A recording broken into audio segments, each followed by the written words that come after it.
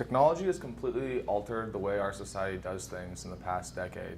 From where desktops used to be big, bulky computers, now flat screens are the norm.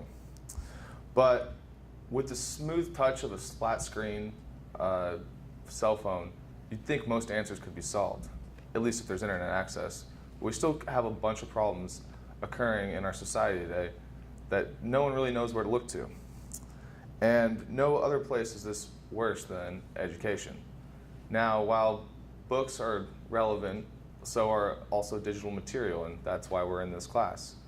So a lot of my speech goes over today is how education and technology need to be more incorporated and integrated into the education system. Here is the survey results of the survey I gave, and one thing I noticed is that we all were really busy with not school. We were really busy with everything else, doing sports and extracurriculars, and even if we were doing school, it was a lot of honors material. So a lot of our time was committed to other things. And that is what technology essentially is supposed to do, is make it more efficient.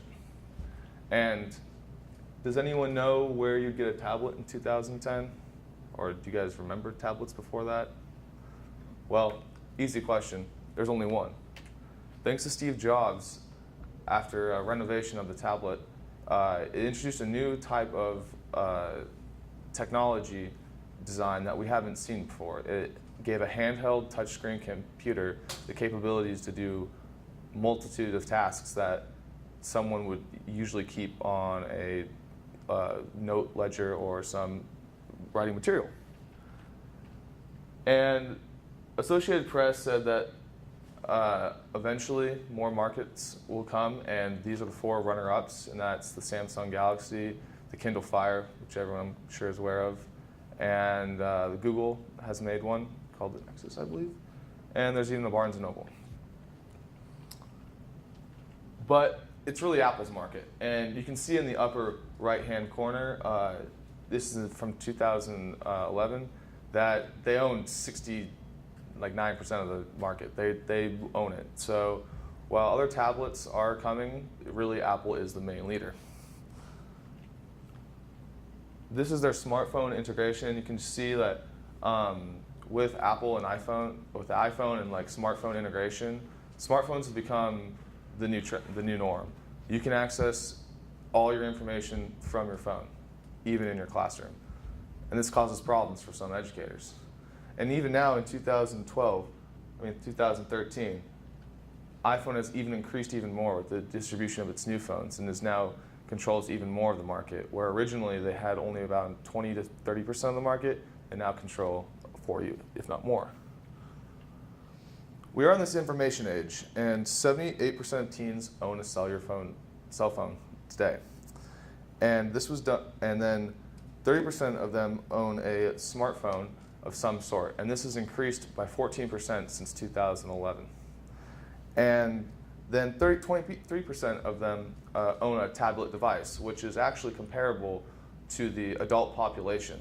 And this was done by a Pew Research study, which is an organization that collects analytical information across the United States. There's been lots of many criticisms with integrating education in the classroom, and expense is always the first to come. Expense is always relative because public education does have its problems and people still need to be paid. And this is a heavy investment to incorporate such technological advancements. iPads cost around $700 of some sort. And a lot of people are stuck in the old ways of doing things. People really believe that some people are stuck on that books are the only way to go. And the fact is that staff are actually not educated, and the fact is that kids these days probably know more than the teachers on how to use a computer. And there's a lot of teacher criticism about Googling, because there's a difference between knowing and Googling. Like I said, you can easily find the answer, but does that really mean you know it?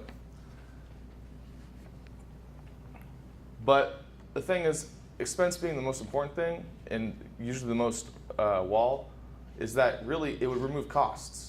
As you can see here in this graph, teachers spend their own currency and money on materials for their classroom. So really, you could be reusing these digital materials. And Bill Gates said that we're stuck at $600 million a year.